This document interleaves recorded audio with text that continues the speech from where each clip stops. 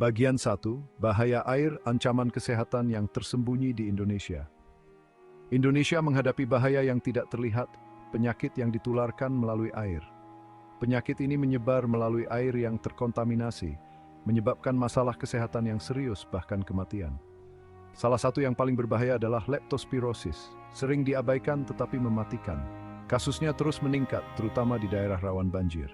Pada tahun 2021, Indonesia melaporkan lebih dari 800 kasus, mengakibatkan 125 kematian. Banyak kasus tidak dilaporkan atau salah didiagnosis. Kesadaran adalah kunci dalam melawan leptospirosis. Kita harus belajar tentang penyebab dan pencegahannya. Pengetahuan ini dapat menyelamatkan jiwa. Sudah waktunya kita memperhatikan ancaman tersembunyi di perairan kita. Bagian 2, leptospirosis, bahaya yang mengintai di air terkontaminasi. Leptospirosis adalah infeksi bakteri yang disebabkan oleh Leptospira. Bakteri ini hidup di urin hewan yang terinfeksi seperti tikus, anjing, dan ternak. Ketika urin mereka mencemari air atau tanah, manusia dapat terinfeksi. Bakteri masuk ke tubuh melalui luka atau goresan atau melalui mata, hidung, atau mulut. Air banjir sangat berbahaya karena bercampur dengan limbah dan urin hewan. Saintis di Indonesia, leptospirosis merupakan risiko kesehatan yang signifikan, terutama di daerah perkotaan dengan sanitasi yang buruk dan daerah pedesaan dengan ternak. Hujan deras dan banjir meningkatkan bahayanya. Air yang tampak bersih pun bisa terkontaminasi. Kita harus selalu waspada, terutama saat musim banjir. Kesadaran dan kehati-hatian sangat penting. Bagian 3, mengenali musuh, gejala leptospirosis. Leptospirosis bisa sulit diidentifikasi karena gejalanya mirip dengan banyak penyakit lain. Gejala biasanya muncul 5 hingga 14 hari setelah infeksi. Dokter gejala awal meliputi demam tinggi, menggigil, sakit kepala parah, nyeri otot, mata merah, sakit perut, diare, dan muntah. Gejala ini bisa berlangsung selama beberapa hari hingga beberapa minggu. Survivor, pada beberapa kasus leptospirosis menjadi lebih parah, yang dikenal sebagai penyakit whale, menyebabkan gagal ginjal, kerusakan hati, penyakit kuning, dan meningitis. Komplikasi ini bisa mengancam jiwa. Sangat penting untuk mencari pertolongan medis jika Anda mencurigai leptospirosis. Pengobatan dini adalah kunci untuk pemulihan.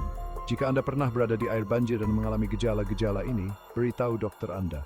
Sebutkan setiap kontak dengan hewan atau air yang terkontaminasi. Informasi ini sumber bakteri renjin. Bagian 4, banjir dan amarah. Bagaimana leptospirosis menyebar? Banjir menghanyutkan urin hewan ke sumber air, mencemari wilayah yang luas dengan cepat. Orang yang mengarungi air banjir berisiko tinggi. Bahkan luka kecil pun bisa membuat bakteri masuk. Beberapa daerah di Indonesia seperti Jakarta, Jawa Tengah, dan Jawa Timur lebih rentan terhadap leptospirosis karena sering banjir. Penyakit ini juga menyebar melalui berenang di sungai atau danau yang tercemar, bekerja di sawah yang tergenang, dan minum air yang tidak diolah.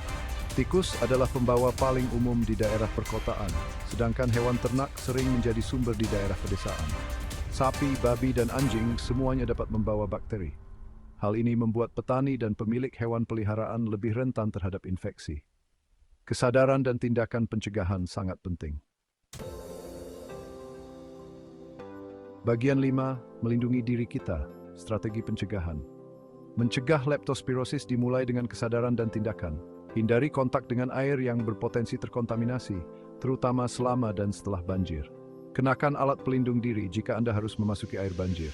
Menjaga kebersihan diri sangat penting. Selalu cuci tangan Anda dengan bersih. Gunakan air bersih dan matang untuk minum dan memasak. Rebus air jika tidak yakin dengan kualitasnya. Mengendalikan populasi tikus adalah penting. Jaga kebersihan lingkungan dan bebas dari sampah. Simpan makanan dalam wadah tertutup dan tutup lubang tempat tikus mungkin masuk. Jaga hewan peliharaan tetap sehat dan divaksinasi. Untuk pekerjaan berisiko tinggi, gunakan alat pelindung diri, termasuk pakaian dan masker tahan air. Konsultasikan dengan penyedia layanan kesehatan tentang metode pencegahan terbaik untuk situasi Anda. Bagian 6, melawan balik perawatan dan perawatan medis. Jika Anda menduga Anda menderita leptospirosis, segera cari pertolongan medis. Diagnosis dan pengobatan dini sangat penting. Dokter akan melakukan tes darah untuk memastikan infeksi dan juga dapat melakukan tes lain untuk memeriksa komplikasi. Tindakan cepat dapat mencegah penyakit menjadi parah.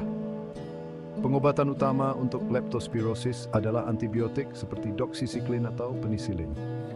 Obat-obatan ini paling efektif bila dimulai lebih awal.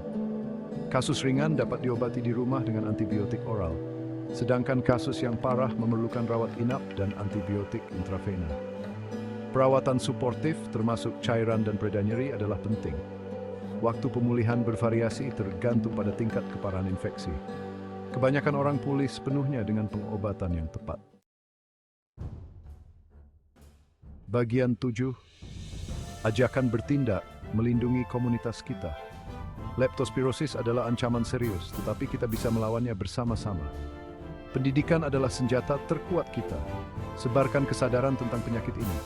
Bagikan apa yang telah Anda pelajari dengan keluarga dan teman Anda. Masyarakat dapat mengambil tindakan kolektif. Selenggarakan kegiatan bersih-bersih untuk mengurangi populasi tikus dan memperbaiki sistem drainase. Dukung program yang menyediakan air bersih dan sanitasi. Pada tingkat pribadi, proaktiflah tentang kesehatan Anda. Jika Anda tinggal di daerah berisiko tinggi, waspadai gejalanya. Segera cari pertolongan medis jika Anda mencurigai leptospirosis. Pengobatan dini dapat membuat perbedaan besar. Mari kita bertindak hari ini untuk hari esok yang lebih sehat.